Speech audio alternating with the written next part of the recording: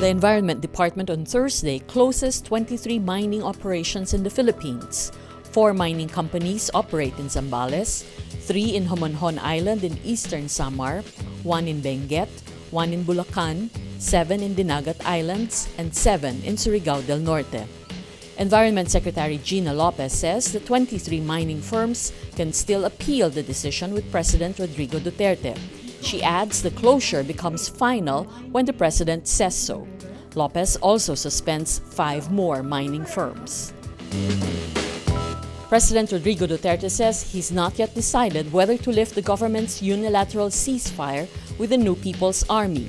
The NPA on Wednesday said it's ending its unilateral ceasefire with the government starting February 10. Nag-withdraw kayo sa ceasefire. So, am I supposed to do the same? Kaya gaya po tumaya. Just go ahead. I will decide in the fullness of God's time. Duterte says he still needs to consult with other officials before announcing his decision.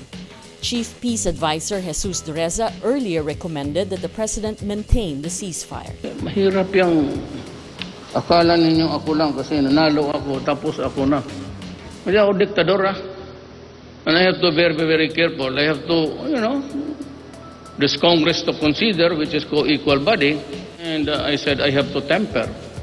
I have to calibrate my moves vis-a-vis when I deal with Congress and with the military and the police. Vice President Leni Robredo on Thursday says reviving the Philippine Constabulary to fight the war on drugs won't solve the problem. Robredo in a television interview says the drug problem wouldn't be solved by simply shifting the leadership of the government's campaign against illegal drugs.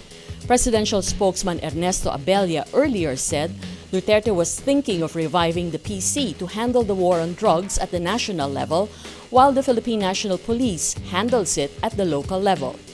Robredo says, quote, "Why was the PC abolished? It's because many of them have become very abusive. The PC was the law enforcement arm known for its human rights abuses during the Marcos dictatorship." Robredo adds the illegal drug trade still continues even after all those killings. The Duterte administration's war on drugs has killed more than 7,000 people since July 2016. At least 2 workers of House Technology Industries are missing after a fire hit its factory at the Cavite Export Processing Zone Wednesday. This was based on an attendance check the company conducted Thursday.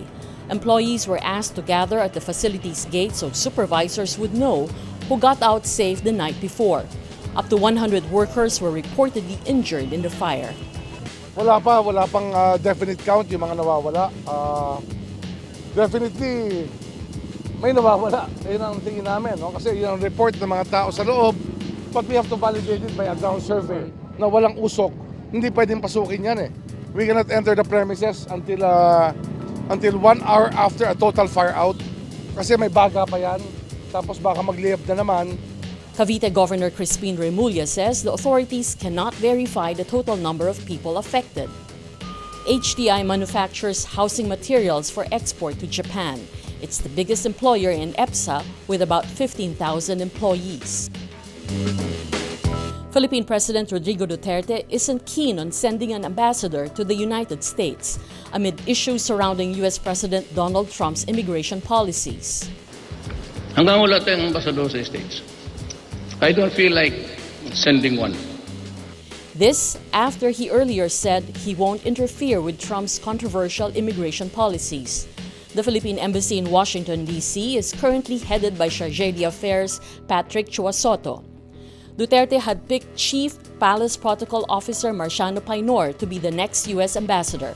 But Painor has been asked to head the Association of Southeast Asian Nations National Organizing Committee.